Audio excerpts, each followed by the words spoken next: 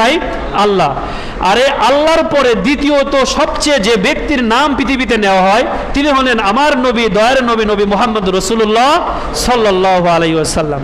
দেখেন, একজন অমুসলিম ব্যক্তি যখন তার কোনো শরীয়ত থাকে না, যখন তার কোনো জান্নাত থাকে না, সে যখন যে বাক্যটা পড়ে মুসলমান হয় সেই বাক্যটা হলো কি, লা ইলাহা ইল্লাল্লাহু মুহাম্মাদুর রাসূলুল্লাহ। দেখেন, এখানে আল্লাহ তাআলার নামও পাওয়া যায়, আমার নবী, দয়ার নবী, নবী মুহাম্মদুর রাসূলুল্লাহ সাল্লাল্লাহু আলাইহি সাল্লামের নামও পাওয়া যায়। শুধু তাই না, দৈনন্দিন 5 ওয়াক্ত নামাজের সময় যে মুয়াজ্জিন সাহেব সবাইকে যে নামাজের জন্য ডাক দেয়, ওই জায়গাতে দেখেন, আশহাদু আল্লা ইলাহা ইল্লাল্লাহ, আমি আল্লাহ তাআলাকে সাক্ষ্য দিচ্ছি যে আল্লাহ তাআলা এক। এরপরে কি বলে?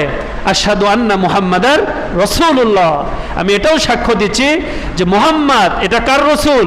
আল্লাহ তাআলার রসুল। এই জন্য হয় তিনি হলেন আল্লাহ তাআলা, এবং তারপরে সবচেয়ে যে ব্যক্তির নাম উচ্চারণ করা হয় তিনি হলেন আমাদের দয়ার নবী, মায়ের নবী, নবী মুহাম্মদ রাসূলুল্লাহ সাল্লাল্লাহু আলাইহি ওয়াসাল্লাম। এই জন্য রবিউল আউয়াল মাসে আমাদের করণীয় কি?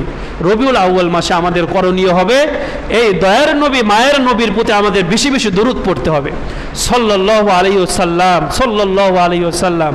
এরপরে দরুদে ইব্রাহিম পড়তে হবে। তাহলে লাভ কি হবে? হাদিসের মধ্যে পাওয়া যায়, মান সাল্লা আলাইয়া ইনদা কবরি, কেউ যদি কোনো উম্মত যদি আমার কবরের কাছে এসে যদি আমার প্রতি দরুদ পড়ে, আমাকে সালাম দেয়, রাসূল সাল্লাল্লাহু আলাইহি সাল্লাম বলেন আমি নিজে ওই সালামটি শুনি এবং তার সালামের জবাব দিয়ে দেব, সুবহানাল্লাহ। আর কেউ যদি দূর থেকে, বগুড়া থেকে, বাংলাদেশ থেকে রাসূলের প্রতি দরুদ পড়ে, রাসূলকে সালাম দেয়, হাদিস শরীফের মধ্যে পাওয়া যায় উবাল্লিগুনি, এই সালামটা রাসূলের কাছে পৌঁছানো হয়, হুজুর সাল্লাল্লাহু আলাইহি সাল্লাম তাকে দেখতে পায়, তাকে চিনতে পায়। কাল কিয়ামতের দিন যখন কেউ কাউকে চিনবে না, ওই সময় আমাদের দয়ার নবী, মায়ের নবী আমার আপনার জন্য সুপারিশ করে জান্নাতে দিয়ে দিবেন, সুবহানাল্লাহ। এই জন্য রাসূলের প্রতি আমরা সবাই বেশি বেশি দরুদ পড়বো তো ইনশাআল্লাহ। যখন চলাফেরা করব, দোকানে বসে থাকবো, যখন যে কোনো কাজ করব, শুয়ে আছি, সাল্লাল্লাহু আলাইহি ওয়াসাল্লাম, সাল্লাল্লাহু আলাইহি ওয়াসাল্লাম। দরুদ শরীফ পড়লে 10টি করে রহমত নাজিল হয়, 10টি করে বরকত নাজিল হয়, 10টি করে আল্লাহ তাআলা গুনাহ মাফ করে দেয়।